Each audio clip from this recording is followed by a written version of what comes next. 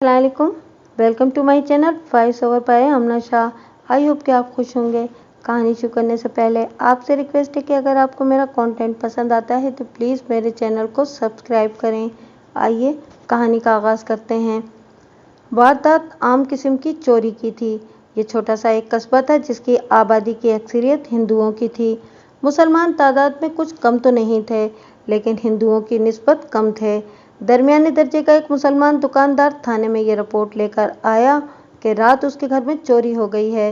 वारदात की तफसील ये थी कि मियाँ बीवी सहन में सोए हुए थे। उनके अंदाजे के मुताबिक आधी रात को खामिद को कमरे में खटका सुनाई दिया। चांदनी रात थी। वो उठने लगा तो उसे धीमी सी आवाज़ सुनाई दी, खामोशी से लेटे रहो वरना सर खुल जाएगा। एक कुल्हाड़ी उसके सामने आ गई। उसने घबरा कर देखा, एक आदमी उसके चेहरे और सर पर पगड़ी लिपटी हुई थी खड़ा था। उसने साथ वाली चरपाई की तरफ देखा। उसकी बीवी चित लेटी हुई थी और एक आदमी उसके सिरहाने की तरफ खड़ा था। उसके हाथ में लंबा चाकू या खंजर था। उस आदमी ने उसकी बीवी को खामोश करा रखा था। कमरे में लालटेन जल रही थी। दुकानदार ने अपने सर पर खड़े हुए आदमी की मन्नतें की कि वो बहुत गरीब आदमी है और उसकी हलाल की कमाई को वो उठा के ना ले जाएं।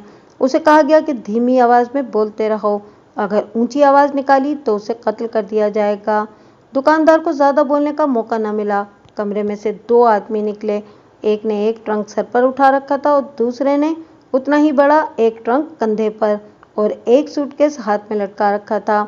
मियाँ बीवी को ये धमकी सुनाई दी, हमारे जाने के बाद भी तुमने ऊंची आवाज़ निकाली तो मारे जाओगे।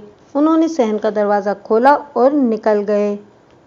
दुकानदार ने गला फाड़कर वावेला बपा किया, चोर चोर, मारे गए, लूटे गए। उसकी बीवी ने उसके मुंह पर हाथ रखा और बोली, अरे खुदा के लिए चुप रहो, वो आ जाएंगे और हमें कत्ल कर देंगे। खामिद ने दौड़कर सहन के दरवाजे की जंजीर चढ़ा दी और एक बार फिर चिल्लाया, चोर चोर। गली में दौड़ते कदमों की आवाज़ें सुनाई दी और उनके साथ ये ललकार, आ गए आ गए। दुकानदार ने दरवाज़ा खोल दिया। वो चार आदमी थे, सब मुसलमान थे। इनमें से एक ने कहा, इधर जाते देखे हैं।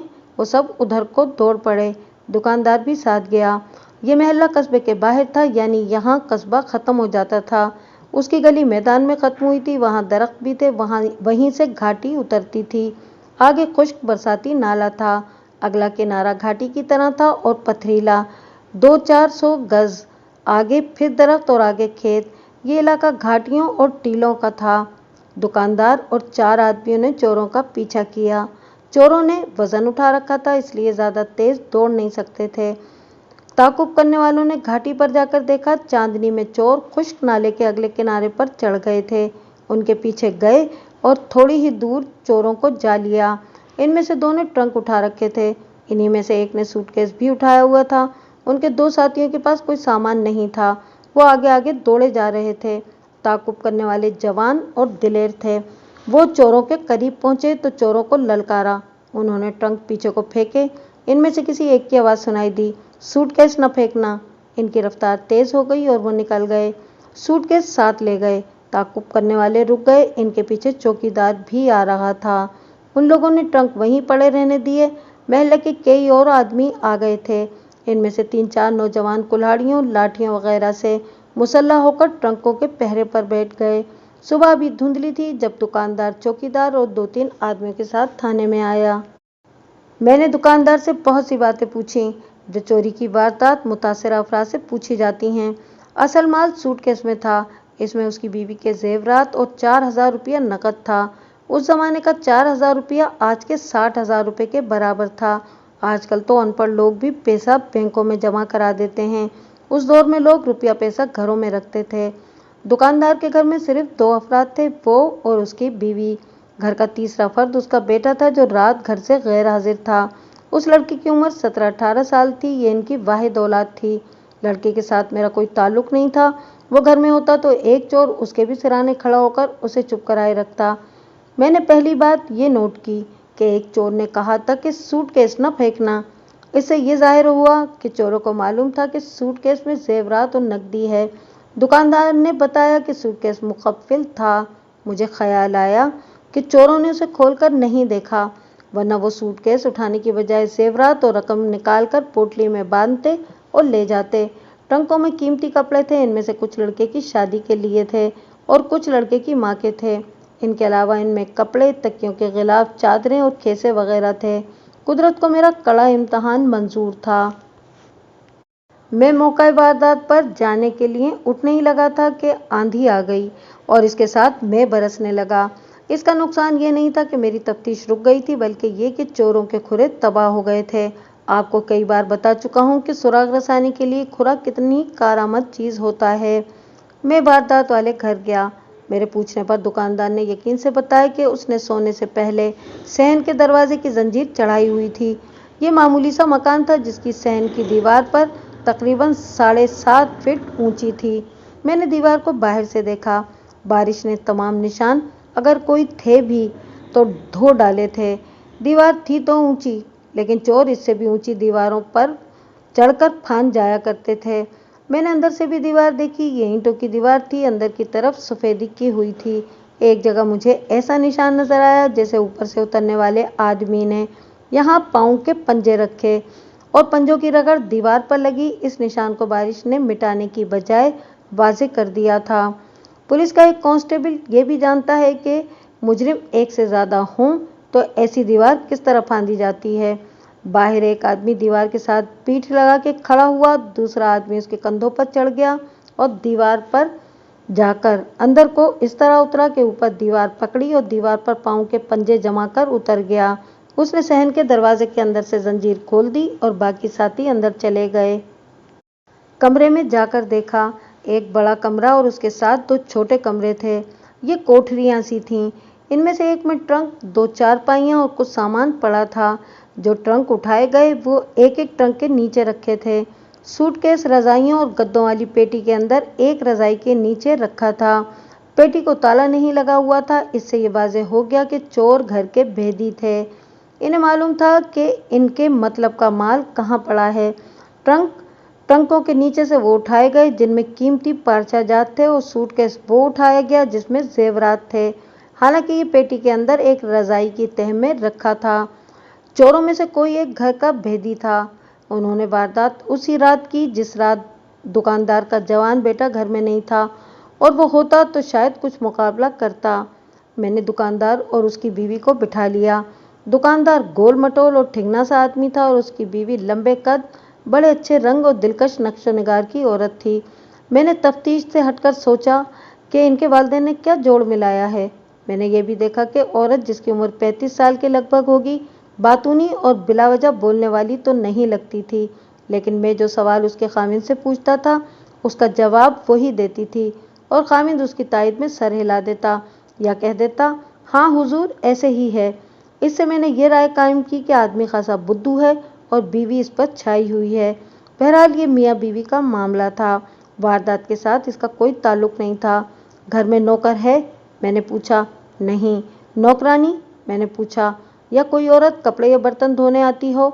घर का सारा काम मैं खुद ही करती हूँ, घरवाली ने जवाब दिया। उन्होंने बताया कि दुकान में भी कोई नौकर नहीं। मैंने उसकी बीवी से पूछा कि महल्ले की कोई ऐसी औरत घर में आती जाती होगी जिसे मालूम हो कि सूटकेस पेटी में रखा है और फलां फलां ट्रंक में कीमती कपड़े हैं। महलों में ऐसी औरतें होती हैं जो घरों में ऊपर का काम करती हैं, या इस क्लास की औरतें बगैर काम के ही लोगों के घरों में जाती रहती हैं। ज़बान की इतनी मीठी कि ऊंचे और अमीर घरानों की औरतों की हमराज बन जाती हैं। ऐसी औरतें रिश्ते नाते भी कराती हैं। इनमें बाज़ औरतें पेशावर चोरों और नकबजनों की एजेंट होती हैं। इन्हें मालूम होता है कि फला घर में बड़ी दौलत है और वो कहाँ पड़ी है।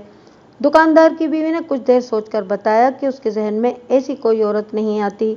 उसके ख्याल में महल्ले में मशकूक चाल चलन की कोई औरत नहीं थी। मैंने उसे यह भी कहा कि वो सोचकर बताए कि महल्ले की किसी औरत को मालूम है कि जेवरात वाला सूटकेस रजाइयों की पेटी में पड़ा है। उसने किसी भी औरत का नाम नहीं लिया। उसके खामिन से पूछा कि उसे किसी पर शक होगा और ये कि ये वारदात इंतकामी कार्रवाई भी हो सकती है। उसकी किसी के साथ दुश्मनी या कारोबारी रकाबत होगी। उसे मालूम होगा कि जेवरात और रकम सूटकेस में और सूटकेस पेटी में है। उसने भी किसी का नाम ना लिया। किसी के साथ कोई दुश्मनी नहीं थी। दोनों ये कान खोलकर सुन लो। मैंने उन्हें कहा, तुम्हारे अपने दिमाग अगर काम करते हैं तो तुम समझ गए होगे चोरी किसी घर बेदी ने कराई है। चोर जादूगर नहीं होते कि इन्हें पता चल जाए कि माल कहाँ रखा हुआ है। घर भेदी घर में होता है या घर में आता जाता रहता है और हर भेद जानता है। अगर मेरी मदद करोगे तो माल मिल जाएगा, अगर नहीं तो बड़ी मुश्किल हो जाएगी। सोचते रहो, तुम्हारे दिमाग में कोई मर्द या कोई औरत आ जाए तो मुझे बता देना।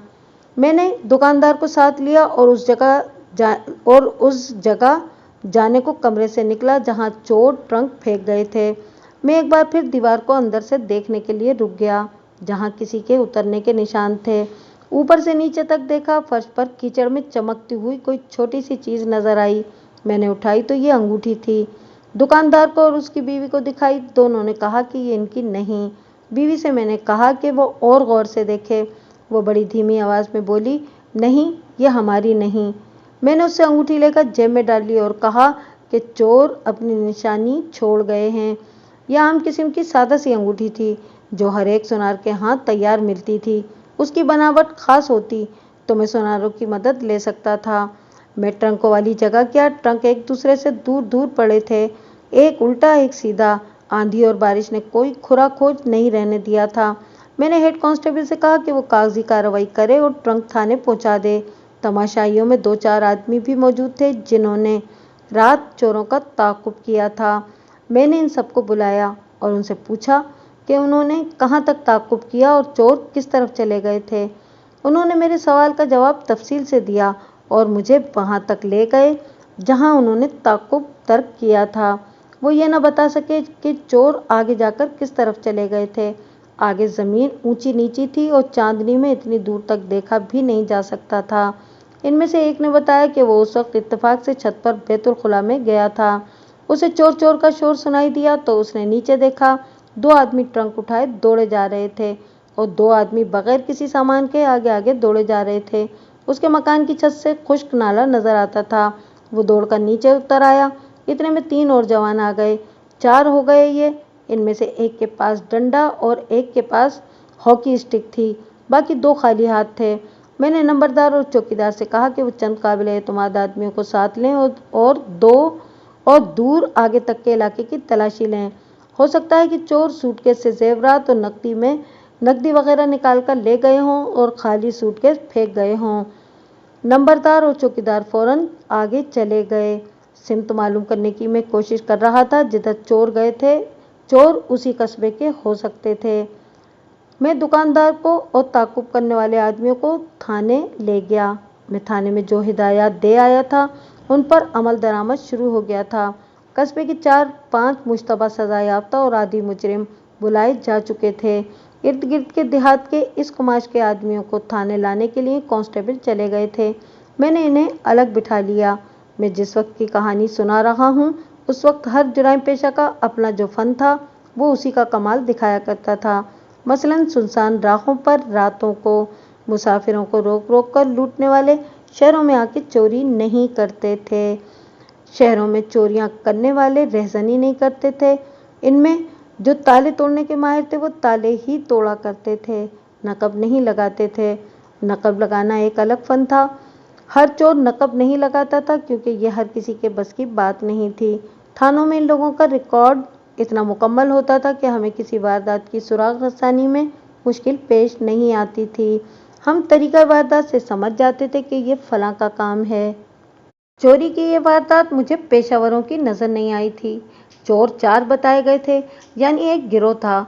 अगर गिरोह था तो डाकुओं का हो सकता था, लेकिन वो जिस तरह भागे और ट्रंक फेंक गए इससे मालूम होता था कि वो अनाड़ी थे।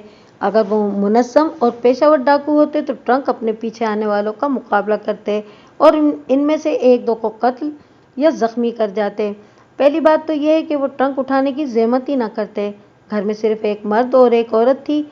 दोनों ने उनको खामोश और बेबस करके उन्होंने रखा हुआ था। इन्हें यह भी मालूम था कि इनका मतलूबा माल कहाँ है। वो माल ट्रंकों और सूटकेसों में से निकाल कर गठरी में बांध लेते। मैंने तरीका वारदात को हर जाविये से देखा। ये चारों मुझे अनाड़ी और नौ आमोज नजर आते थे। ये इनकी पहली वारदात मालूम होती थी और ये कोई नया गिरोह था जो मेरे रिकॉर्ड पर नहीं था। थाने में जो सजा याफ्ता और बदमाश वगैरह आ चुके थे, इन्हें मैंने इकट्ठे बिठाकर इतना ही कहा कि इनमें से जो भी इस वारदात में शामिल था वो खुद ही बता दे। सब ने इनकार किया। मैंने इन्हें कहा कि इन्हें मालूम है कि मैं इतनी जल्दी मुतमईन नहीं हुआ करता, वो सोच लें, और जो कोई इस वारदात के मुतालिक कुछ बताना चाहे आकर मेरे कान में बता दे, मैं केस गोल कर दूंगा। अगर मेरे अंदाजे के मुताबिक सोचने का वक्त गुजर गया तो फिर मैं ज़रा सी भी रियायत नहीं करूंगा। इन्हें ये कहकर अलग बिठा दिया कि जब तक कुछ बताएंगे नहीं थाने से बाहर नहीं जा सकेंगे। ताक़ुब करने वालों को इस हिदायत के साथ छुट्टी दे दी कि वो किसी से जिक्र न करें कि उन्होंने क्या बयान दिया है और मैं इनसे क्या कुछ पूछता रहा हूँ, और ये कि वो हर वक्त घर में मौजूद रहें। मैंने इनकी हौसला अफजाई भी की। 3-4 दिन और रातें जुराइम पेशा आदमियों के साथ झकझक होती रही। इनमें से हर एक के साथ हमारा रवैया और पूछगछ का तरीका मुख्तलिफ हुआ करता था।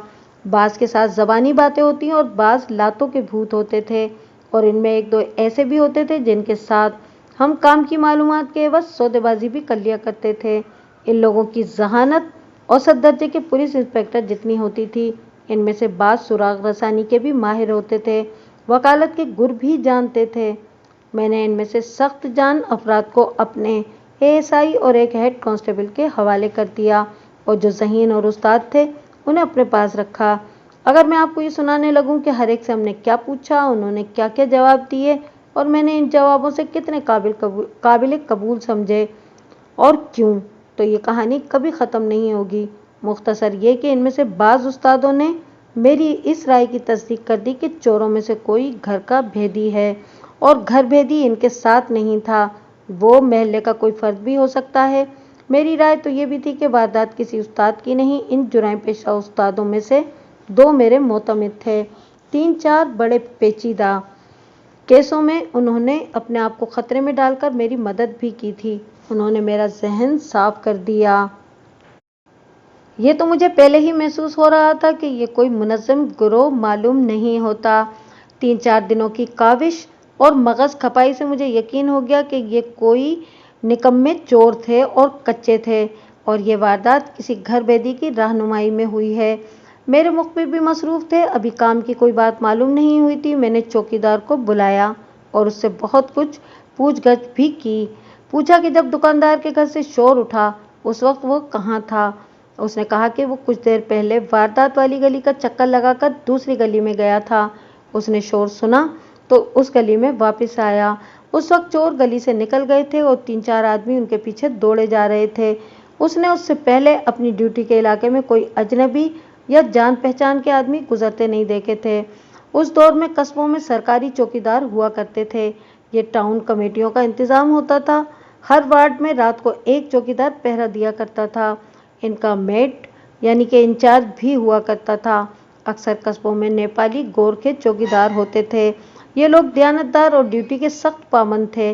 सिख और मुसलमान भी ये नौकरी करते थे, लेकिन ये गोरखों की तरह दयानतदार नहीं थे। कोई नामी गिरामी डाकू इन्हें ज़्यादा लालच दे तो वारदात करा दिया करते थे। पठान भी गोरखों की तरह दयानतदार नहीं थे। ये चौकीदार मुसलमान था, मुझे इस पर भी शक था। मैंने ये मालूम करने की बहुत कोशिश की कि उसका दोस्ताना दुकानदार के साथ होगा, और हो सकता है कि ये दुकानदार के घर आता जाता हो। फिर ये भी शक हुआ कि उसकी बीवी दुकानदार के घर की भेदी होगी। पता चला कि उसकी बीवी बच्चे की पैदाइश के सिलसिले में गांव गई हुई है, और उसका वारदात वाले घर आना जाना बिल्कुल भी नहीं था। उसकी तस्दीक मुझे अपने खुफिया ज़राए से भी करानी थी। ये ख़ास तौर पर पेश नज़र रखें कि कत्ल की तफ्तीश चोरी की निस्बत आसान होती है। कत्ल का बायस मालूम हो जाए तो कातिल तक पहुंचना आसान हो जाता है। चोरी का बायस चोरी ही होता है। माल गायब कर दिया जाता है। जूं दिन गुजरते जाते हैं माल लापता हो जाता है। जेवरात सराफा बाजार में जाते ही पिघल कर सोने की एक डली बन जाते हैं। सुराग और खुरे खोज गायब हो जाते हैं, और चोर सीना ताने आपके सामने घूमते फिरते रहते हैं। थानेदारों को मुखबिरों और अपनी अकल का सहारा लेना पड़ता है। नंबरदार भी हमारी मदद किया करते थे। नामी गिरामी जुराइम पेशा अफराद आदमियों के साथ उनका दोस्ताना होता था। अगर नंबरदार दिलेर और अक्लमंद हो तो उसका मुखबिर ही का अपना ज़ाती इंतज़ाम भी होता था। नंबरदारों की हैसियत सरकारी थी, लेकिन वो कुछ गैर सरकारी हरकतें करके भी सरकार को खुश रखते थे। ऐसे नंबरदार बाज़ औक़ात चोरी का माल बरामद करा दिया करते थे, लेकिन इस शर्त पर कि मुजरिम को गिरफ्तार न किया जाए। बाज़ वारदातों के मुजरिमों को वो गिरफ्तार करवा भी दिया करते थे। मैंने मुतालिका नंबरदार को बुलाया और उससे पूछा कि उसने खोज लगाने की कोशिश की है या नहीं। उसने बताया कि वो बहुत कोशिश कर चुका है, लेकिन कोई खोज नहीं मिलता। मैंने उससे पूछा कि ये कहाँ तक मुमकिन है कि चोरी उस दुकानदार के अपने किसी रिश्तेदार ने कराई हो। इस बेचारे की दुश्मनी किसी के भी साथ नहीं। नंबरदार ने जवाब दिया, ये तो सीधा साधा और बिल्कुल बुद्धू इंसान है। इसके किसी रिश्तेदार पर अगर शक करना है तो मैं इसके बेटे पर शक करूंगा। बेटे पर? मैंने हैरान होकर कहा। इसका तो सुना है कि एक ही बेटा है और वो बाप के साथ दुकान पर बैठता है। मैं यकीन से तो कह नहीं सकता, नंबरदार ने कहा। अलबत्ता लड़का ठीक नहीं, बाप जितना बुद्धू और भला मानस है, बेटा इतना ही आवारा, शैतान और दिलेर है। जुआ भी खेल लेता है और बदमाशी भी कर लेता है। इसकी आदतें अपनी माँ जैसी हैं और उसी की तरह दिलेर है और माँ की ही तरह खूबसूरत है। क्या दुकानदार की बीवी भी आवारा, शैतान और दिलेर है? मैं इसे आवारा तो नहीं कह सकता, नंबरदार ने जवाब दिया। जब ये ब्याही हुई यहाँ आई थी तो दिल फेंकने वाले उस पर डोरे डालने लगे थे। उनका ख्याल था कि ये लड़की ऐसे बदसूरत और ठिगने आदमी के साथ खुश और मुतमईन नहीं होगी। आपने इसे देखा है, इसके खामिद को भी देखा है। क्या आप यकीन के साथ कह सकते हैं कि ये औरत इस आदमी को दिल से चाहती होगी? इसके बेटे पर तुम क्यों शक कर रहे हो? शाखर्च है, नंबरदार ने जवाब दिया। आवारा है, माँ बाप ने लाड और प्यार से बिगाड़ रखा है। दुकान पर ज़्यादा नहीं बैठता, शहर जाता है, सिनेमा देखता है, तवाइफों का गाना सुनने जाता है, और सबसे बड़ी बात ये कि उसका इखलाक और किरदार है ही नहीं। अगर आप खुद उससे पूछगछ करें या उसके दोस्तों से पूछें तो आपको शायद कुछ हासिल हो जाए। ये लड़का उन बदमाशों में से है जो अपनी बहनों और माओं का जेवर चुराकर बाजी पर लगा दिया करते हैं। आज इतने दिन गुजर गए हैं, मैंने इस लड़के को नहीं देखा। मैंने कहा। इसके बाप ने मुझे घर के अफराद की तफसील बताते हुए कहा था कि इसका एक बेटा है जो वारदात की रात घर में नहीं था। मैंने उसकी तरफ तवज्जो नहीं दी थी क्योंकि उसका चोरी के साथ कोई ताल्लुक नहीं हो सकता। मेरा दिमाग नाकिस है सरकार, नंबरदार ने कहा। आप अपनी तफ्तीश कर लें, फिर मैं कुछ बताऊंगा। मैं आपके दिमाग को शकूक से नहीं भरना चाहता। इस लड़के को वारदात के बाद मैंने भी नहीं देखा। मुझे नंबरदार का मशवरा पसंद आया। मैंने दुकानदार को बुलाया, इधर उधर की बातें की, वारदात के मुतालिक ज़्यादा बातें हुई और मैंने उससे उसके बेटे के मुतालिक इस तरह पूछा जैसे मेरा उसके साथ कोई ताल्लुक ना हो। मैंने कहा, तुम्हारा बेटा कहीं नज़र नहीं आया। इसे कभी कभी थाने में तफ्तीश के मुतालिक पूछने के लिए आना चाहिए था। वो तो उस रोज़ से घर से गायब है, उसने कहा। तुम्हें या माँ को बताकर नहीं गया कि कहाँ जा रहा है? मैंने पूछा। बताकर गया था, उसने जवाब दिया। कहता था कि शहर फिल्म देखने जा रहा हूँ। हफ्ते में 1-2 दफ़ा शहर अपने दोस्तों के साथ फिल्म देखने के लिए ज़रूर जाता है। तुमने उसके दोस्तों से पूछा नहीं कि वो वापस क्यों नहीं आया? पूछा था, उसने जवाब दिया। वो सच्ची बात नहीं बताते, कहते हैं कि शब्बीर इनके साथ नहीं गया था, कभी कहते हैं कि अकेला गया था। तुमने इन पर कोई शक नहीं किया? नहीं, उसने जवाब दिया। वो दिल्ली सैर सपाटे के लिए चला गया होगा, उसके दोस्त मुझसे छुपाते हैं। पहले कभी दिल्ली गया था, 2 बार गया था, उसने जवाब दिया, लेकिन दोनों मर्तबा बता कर गया था। अब उसने न मुझे बताया न अपनी माँ को। उसकी माँ तो बहुत परेशान होगी, मैंने कहा। ना जी, उसने ये कहकर मुझे हैरान कर दिया। उसकी माँ बिल्कुल भी परेशान नहीं। मैंने उसे कहा था कि मैं थाने में रिपोर्ट दर्ज करा देता हूँ कि मेरा बेटा लापता है और उसके दोस्त मुझे सच्ची बात नहीं बताते। उसकी माँ ने मुझे थाने जाने से मना किया और बोली कि बच्चा तो नहीं, घूम फिर कर आ जाएगा। मैं ये सुनकर हैरान भी हुआ और परेशान भी कि अकलौते बेटे की इतनी लंबी गैर हाजिरी पर माँ परेशान नहीं थी। और उसने अपने खामिद से ये भी कहा कि वो थाने रिपोर्ट ना करे। मुझे ये ख्याल भी आया कि मैं जब तफ्तीश के लिए उनके घर गया था तो माँ ने बेटे का जिक्र तक नहीं किया था। वो परेशान होती तो मुझे ज़रूर बताती कि गुज़िश्ता रात उसका बेटा घर नहीं आया था। अब तो 8-10 दिन गुजर गए थे। वारदात चोरी की थी। एक आम आदमी का दिमाग तस्लीम नहीं कर सकता कि घरवाली और उसके बेटे ने अपने ही घर में चोरी कराई होगी। ये तो कभी सुनने में आया ही नहीं कि मियाँ बीवी आपस में खुश नहीं, बीवी ने कुछ रकम या अपने जेवरात अपने माँ बाप के घर पहुँचा दिए और वावेला बपा कर दिया कि कोई चुरा कर ले गया है। बास हामिद अपनी बीवियों के जेवरात की कोई चीज़ इधर उधर करके बीवियों पर इल्ज़ाम आयद कर दिया करते थे कि अपने माँ बाप को दे आई है। ये सब तलाक लेने देने के बहाने होते थे। हमारे माशरे में अब भी ऐसा ही होता है, मगर अपने घर में इस तरह चोरी कराना जिस तरह इस घर में हुई, आम इंसानों के लिए काबिल कबूल नहीं हो सकता। मेरा जहन आम शहरी का नहीं, पुलिस ऑफिसर का दिमाग था। इंसानी फितरत को नफ्सियात के आलिम समझ सकते हैं या पुलिस ऑफिसर, बशर्ते कि वो अपनी सरकारी डीलिंग और तफ्तीश का सबक पढ़ाने वाली किताबों से हटकर अपनी फहमो फरासत इस्तेमाल करें।